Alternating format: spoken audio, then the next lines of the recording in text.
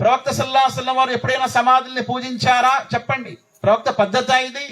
ప్రవక్త తర్వాత అబూబకర్ సిద్దిక్ రజియల్లాహు అన్హు గారు ఎప్పుడైనా సమాధి పూజ చేశారా? ప్రవక్త సమాధి అక్కడే ఉండేది కదా, చేశారా? ఇది అబూబకర్ పద్ధత కాదు. ఎప్పుడైనా వారు అక్కడెక్కడైనా గలాఫులు వేశారా, ఫాతియాలు చేశారా, లేకపోతే ఊదత్తులు వెలిగించారా, సాంబ్రాలు చేశారా, సజ్దా చేశారా, తవాఫ్ ప్రదర్శనలు చేశారా, లేకపోతే అక్కడ నజరా ఉరుసు కూటాలు చేశారా? ఇవన్నీ చెయ్యని ఆ ఖులఫాయ్ రాషిదీన్ యొక్క పద్ధతి ఎవరైతే అనుసరించారో జహన్నంలో వెళ్ళిపోతారు. వారికి ఎప్పుడు జన్నత్ ఉండదు. ఇంకా ఫాలైహి బిసున్నతి వ సున్నతి ఖులఫాయ్ రాషిదీన్ మహదీయీన్, నేను నా ఖలీఫాల పద్ధతిపై మీరు స్థిరంగా ఉండండి. ఖలీఫాలు ఎప్పుడైనా ఇవి చేశారా? అలాగే ప్రవక్త సల్లల్లాహు అలైహి వసల్లం అన్నారు, నా ఉమ్మతులో 73 వర్గాలు అయిపోతారు.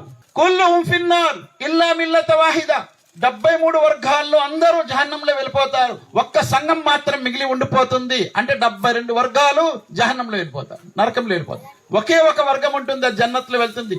మన్ హియ యా రసూలుల్లాహ్, ఓ ప్రవక్త ముహమ్మద్ సల్లల్లాహు అలైహి వసల్లం వారు ఆ వర్గము ఎవరు అని అడుగుతారు. మా అనా అలైహి వా అస్హాబీ, నేను మరియు నా సహాబాల పద్ధతి అంటారు. సహాబా ఎప్పుడైనా సమాధి పూజలు చేశారా? దర్గాలు కట్టారా? దర్గాలు కట్టి వారు రండయ్యా మీరు ఉరుసు కూటాలకి రండి అని అన్నారా? గలాఫులు వేశారా సహాబా? ఎక్కడైనా ఆధారం ఉందా?